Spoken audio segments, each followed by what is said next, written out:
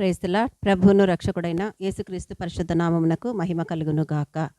మీ అందరికీ కూడా వందనాలండి. ఈ రోజునకు గాను దేవుడు మనకిచ్చు వాక్యము ధ్యానించుకుంటూ ముందుకెళ్దాం. కాబట్టి దేవుడు సెలవిస్తున్న మాట నిర్గమకాండము 15వ అధ్యాయము 26వ వచనము చివరి వాక్యమును దేవుడు మనకు అనుగ్రహిస్తున్నాడండి. ఆ వాక్యము, నేను ఐగుప్తీయులకు కలుగు చేసిన రోగములలో ఏదియో మీకు రానియను, నిన్ను స్వస్థపరచు యెహోవాను నేనే అనెను అని ఎవరితో మాట్లాడుతున్నాడండి? ఇక్కడ సందర్భాన్ని చూసుకుంటే ఇజ్రాయేల్ ప్రజలతో మోషేతో మాట్లాడుతూ ఇజ్రాయేల్ ప్రజలు నడిపిస్తున్న ఆ సందర్భంలో దేవుడు ఎర్ర సముద్రం నుంచి వాళ్ళు దాటిపోయి దేవుడు కలుగజేసిన దారిలో వాళ్ళు వచ్చేసిన తర్వాత 3 దినముల ప్రయాణం తర్వాత వాళ్ళు మారాన్ అన్న ప్లేస్కు చేరుతారండి. అక్కడ అరణ్యములో వాళ్ళకు ఒక మారాన్ అన్న స్థలం కనిపించినప్పుడు మారా అంటే అక్కడ ఉన్న నీళ్లు చేదైనవి అన్న అర్థం వస్తుందండి. కాబట్టి ఆ నీళ్లు అక్కడికి వచ్చి వాళ్ళు నీళ్లు దొరకలేదు, అంతటా వాళ్ళు మారాన్ అన్న స్థలంకు చేరినప్పుడు అక్కడ నీళ్లు చాలా చేదుగా ఉండడంతో వాళ్ళు తాగలేకపోతున్నారు. అందుకే దానికి మారాన్ అన్న పేరు కలుగుతుంది. సో ఆ ప్లేస్కి వచ్చి వాళ్ళు ఆ నీళ్లు తాగడానికి లేదు, మమ్మల్ని ఉన్న ప్లేస్లో ఉంచకుండా మమ్మల్ని తీసుకొచ్చారని ఇంకా సనగడము గొనగడం. మనం కూడా దేవుడి మీద అదే చేస్తాం కదా. మనకు అన్నీ అనుకూలంగా ఉన్నప్పుడేమో మనల్ని మించిన విశ్వాసులు లేరు అని దేవుని దగ్గర నిలబడి ప్రతి విషయంలో ఆయనకు స్తుతులు చెల్లిస్తూ ఆయన కనపరుచుకుంటూ వెళ్తాం. కానీ ఒక చిన్న సమస్య వచ్చినా, చాలా స్వల్పమైనటువంటి ఏదైనా మనం ఆశించినది మన దగ్గరికి వచ్చిన వెంటనే ఏమైపోతాం? తలకిందులైపోయి ఆ దేవుని మీదనే మనము సనగడము గొనగడము చేస్తామండి. అందుకే దేవుడు సెలవిస్తూ ఇక్కడ ఆ ప్రజలు కూడా అదే చేస్తున్నారు, నడిపించుకున్న ఇశ్రాయేలు ప్రజలు. అప్పుడు వాళ్ళు అక్కడ తర్వాత వాళ్ళు మోషేకు సెలవిచ్చినప్పుడు, మోషే మొరపెట్టుకున్నప్పుడు అతనికి ఒక చెట్టు చూపి అది ఆ నీళ్ళల్లో వేసిన తర్వాత నీళ్లు మధురమవుతుంది అని ఒక సమస్యకు దేవుడి దగ్గర వెతికినప్పుడు ఆ పరిష్కారం ఇచ్చే దేవుడు ఉన్నాడని చూపించడానికి మోషే అడిగిన దానికి దేవుడు జవాబు చెప్పి ఆ వెంటనే ఆ కొమ్మను తెచ్చి ఆ నీళ్ళల్లో వేయగానే ఆ నీళ్లు మధురమైపోయి వాళ్ళు దాహం తీర్చుకున్నారండి. ఆ సందర్భంలో దేవుడు ఆ ఇశ్రాయేల్ ప్రజలతో మాట్లాడుతూ సెలవిస్తున్నటువంటి మాట ఏదై ఉందంటే, మీ దేవుడైన యెహోవా వాక్కును శ్రద్ధగా విని ఆయన దృష్టికి న్యాయమైనది చేసి ఆయన ఆజ్ఞలకు విధేయులై ఆయన కట్టడలనన్నిటినీ అనుసరించి నడిచిన ఎడల నేను ఐగుప్తీయులకు కలుగు చేసిన రోగములలో ఏదియూ మీకు రానియను, నిన్ను స్వస్థపరచు యెహోవాను నేనే అని అప్పుడు దేవుడు వాగ్దానం ఇస్తున్నాడండి.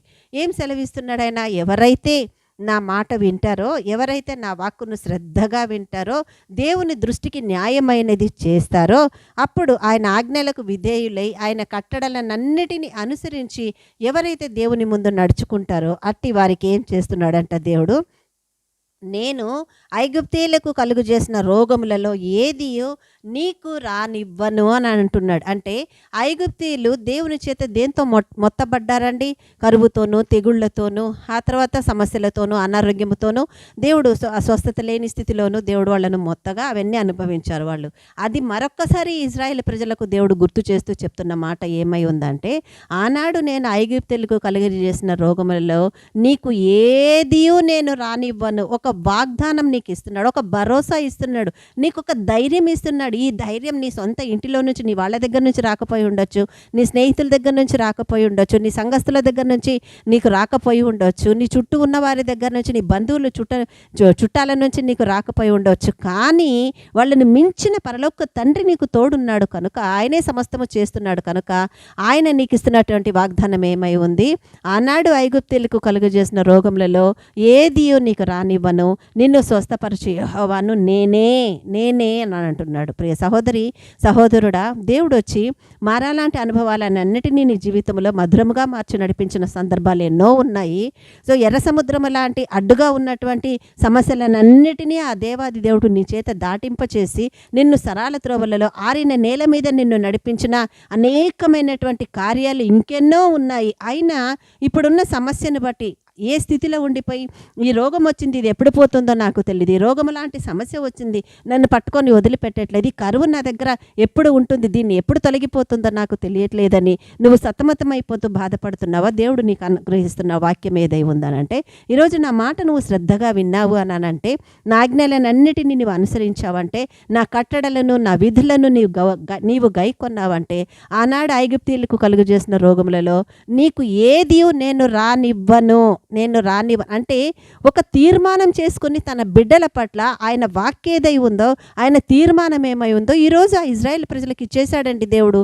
ఇచ్చిన ఆ వాగ్దానాన్ని మరొకసారి గుర్తు చేస్తూ నీ దగ్గరకు వచ్చి నీతో మాట్లాడుతున్నాడు. ఆనాడు కార్యము చేసిన దేవుడు ఈనాడు నీకు కార్యం చేయడానికి ఆయన నీకు తోడుగా లేడా? అది నువ్వు విశ్వసిస్తే ఆ కార్యాన్ని నువ్వు చూడగలవు. అందుకే నువ్వు ఏ స్థితిలో ఉన్నా, ఎటువంటి పరిస్థితులలో ఉన్నా, లేక శరీరానికి అనారోగ్యము కలిగి ఎన్నో సంవత్సరాల నుంచి నేను బాధపడుతున్నానండి, ఇంకెన్నో సంవత్సరాల నుంచి నేను కృంగిపోతున్నానండి, ఈ సమస్యలో ముందుకు రాలేని పరిస్థితుల్లో ఉన్నా, నాకు ఎక్కడ నుంచి ఈ స్వస్థత కలుగుతుంది, ఎన్నెన్నో హాస్పిటల్స్ తిరిగా, ఇంకెంతో డాక్టర్స్ని సంప్రదించా, నా వలన ఏది కావట్లేదు అని నువ్వు కృంగిపోతున్నావా? దేవుడు అంటున్నాడు, నీకు నేను చక్కటి మందుని ఇస్తాను. అది నీవు నా వాక్కును వినడము, శ్రద్ధగా వినడం, ఊరికే కాదు, శ్రద్ధగా వినడం. ఆ తర్వాత నా ఆజ్ఞలనన్నిటినీ నువ్వు అనుసరించి నడుచుకోవాలి. నా కట్టడలను, నా విధులను నీవు గైకొనాలి, అంటే వాటి ప్రకారం నిలబడాలి. అప్పుడు ఆనాడు ఐగుప్తీయులు అంటే నీకు శత్రువులైన వారికి నేను కలుగజేసిన రోగములలో ఈనాడు నీకేదియో నేను రానివ్వను, ఎందుకంటే నిన్ను స్వస్థపరచు యెహోవాను నేనే అని దేవుడు ఈరోజు నీకు వాగ్దానం ఇస్తున్నాడు. ప్రియ సహోదరి, సహోదరుడా, ధైర్యముతో నింపబడుతున్నామా? మన దేవుడు మాత్రమే మనల్ని ఆశీర్వదించగలడండి. మన పరలోక తండ్రి మాత్రమే మనకి ధైర్యాన్ని ఇవ్వగలడండి ఈ వాక్కు ద్వారా. కాబట్టి ఈ వాక్కుని ఎద్దకొచ్చి నిన్ను స్వస్థపరుస్తుండగా, ఈ వాక్కుని ఎద్దకొచ్చి నిన్ను బాగుపరుస్తుండగా కృతజ్ఞతాస్తోత్రములు చెల్లించి ఆయన్ను మహిమపరచు.